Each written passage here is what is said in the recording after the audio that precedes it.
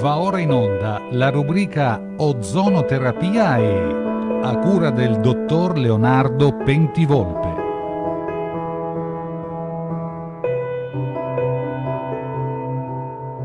Buongiorno, stamattina venendo qui in radio o televisione mi sono posto il quesito sull'argomento che avrei voluto io trattare e probabilmente voi ascoltare. Io ascoltavo la radio venendo in televisione e per caso ho sintonizzato sul canale 24, mi pare che sia, comunque non ha importanza, un canale nazionale, una radio nazionale più che canale, in cui si parlava delle polveri sottili, dell'inquinamento da polveri sottili e facevano l'elenco delle città tra le più inquinate in Italia. Con mio stupore e perplessità ho sentito che Treviso era tra le più inquinate. Io mi sarei aspettato Milano, Torino, invece proprio Treviso in Veneto. Nominavano il Veneto e dicevano Treviso, quelle in cui la respirazione per polveri sottili era definita pessima. Allora io da medico, chiaramente, oltre che da salutista, ho pensato a me stesso, ma anche da medico ho pensato ai riflessi di questo inquinamento. Fra l'altro era un mio collega che parlava in radio, il dottor Speciani, che è un medico che si occupa ad ampio raggio di salutismo, è un medico di Milano, e ho pensato ai riflessi di questa situazione. Evidenziavano come l'anticiclone delle Azzorre, che attualmente copre quasi tutta l'Italia ed è destinata a durare, quindi sole, bel tempo, limpidezza del cielo, però polveri sottili, a tutto alè. Noi purtroppo viviamo in un'area geografica che è priva di vento, quindi le polveri sottili ce le teniamo tutte. Che riflesso ha sulla nostra salute?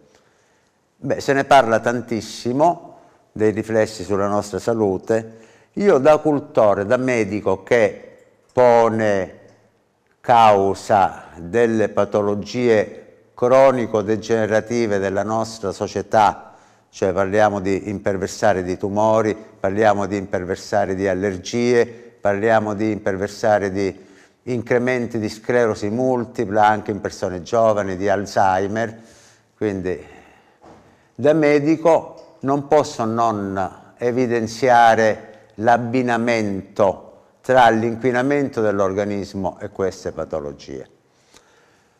Il nostro organismo, l'uomo, è nato sulla Terra già da qualche milione di anni, si è evoluto, negli ultimi 500.000 anni è diventato quello che poi noi saremmo stati. Da circa 100.000 anni l'uomo è diventato Homo sapiens. Homo sapiens è l'uomo, è lo stesso cervello dell'uomo di circa 100.000 anni fa. Però solo da 2 o 3 generazioni purtroppo l'organismo dell'uomo è venuto a contatto col dover fronteggiare dei nemici imprevisti. Questi nemici imprevisti sono l'inquinamento da alimenti e da fattori ambientali. Cosa possiamo fare? Come ci possiamo difendere? Come dobbiamo difenderci? Allora rientriamo in quei concetti che io avevo evidenziato già dai nostri primissimi incontri. Quali sono questi concetti? L'organismo periodicamente andrebbe depurato, perché noi abbiamo un sovraccarico di tossine. Pochi di noi si chiedono, anzi ultimamente c'è, scusate lo dico per inciso, una maggiore sensibilizzazione nei confronti dell'alimento, però pochi, quando mangiamo, ci chiediamo cosa c'è dentro questo alimento, cosa c'è dentro questa coda di rospo o questo salmone che noi oggi stiamo mangiando. Non dico di essere pignoli all'eccesso, quale magari posso essere io, da chiedersi per qualunque cosa sto mangiando, perché altrimenti si corre il rischio poi di non mangiare più. Però un minimo di quesito, cosa stiamo mangiando, dovremmo porcelo.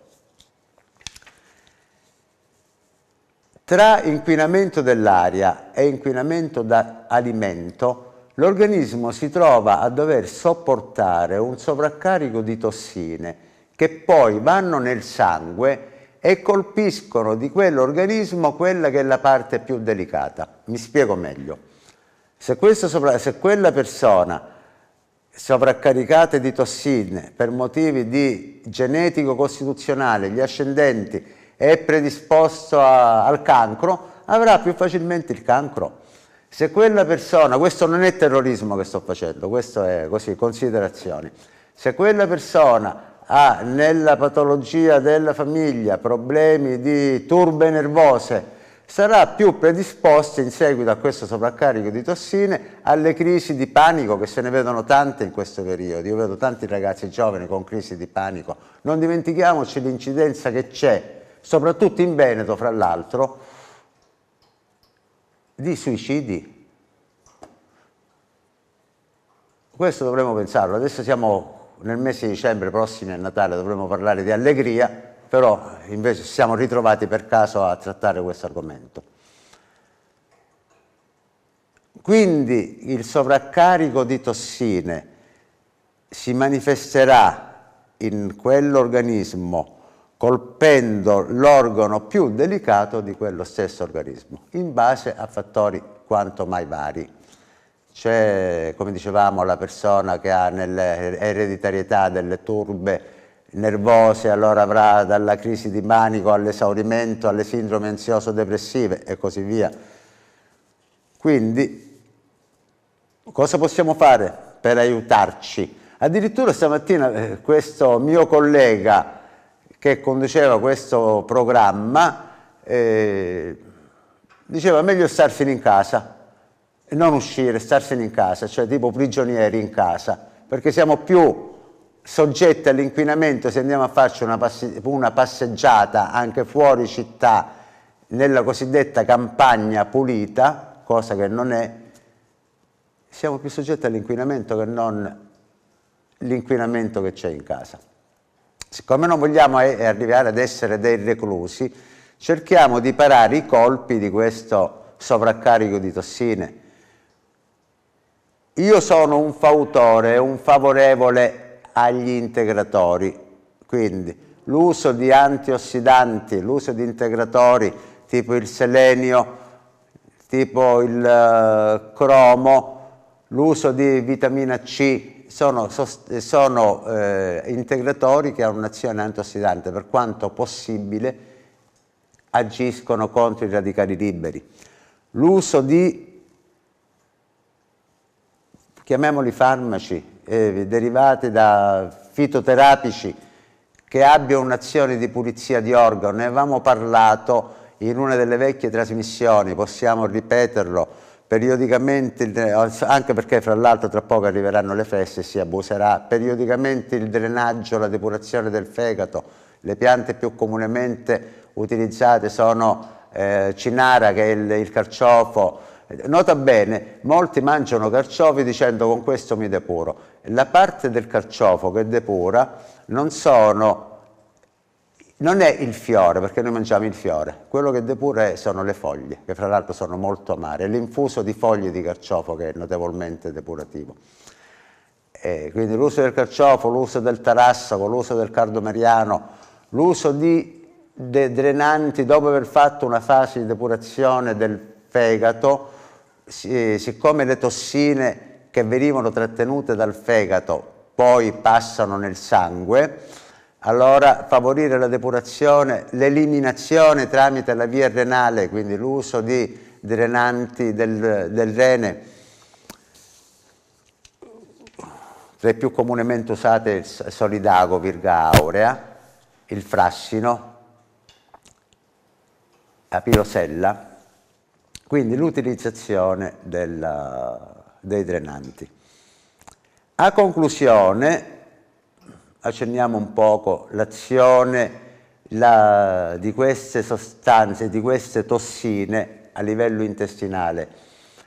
Avevamo già parlato in passato del ruolo della flora batterica intestinale. La flora batterica intestinale è un organo complesso, è un organo che ha funzioni molteplici, delle quali molte ancora sono sconosciute. La flora batterica intestinale non è semplicemente la pastiglia di fermento lattico che noi ogni tanto prendiamo, però è come un organo, ha dei ruoli. Queste tossine disturbano la flora intestinale e si cade in una patologia che si chiama disbiosi intestinale. È una patologia scoperta da poco, almeno in Italia. Le disbiosi intestinali sono una situazione di disagio di tutta la flora intestinale che è costituita da circa 400 famiglie di germi. Quindi l'attenzione nei confronti di ciò che mangiamo come riflesso sulla flora intestinale è estremamente importante. Ne parleremo ancora magari proprio la prossima volta prima di Natale o subito dopo, quando parleremo di depurazione in maniera più completa. Vi ringrazio per l'attenzione, buongiorno e tanti auguri. Grazie. Avete visto ed ascoltato la rubrica Ozonoterapia e A cura del dottor Leonardo Pentivolpe.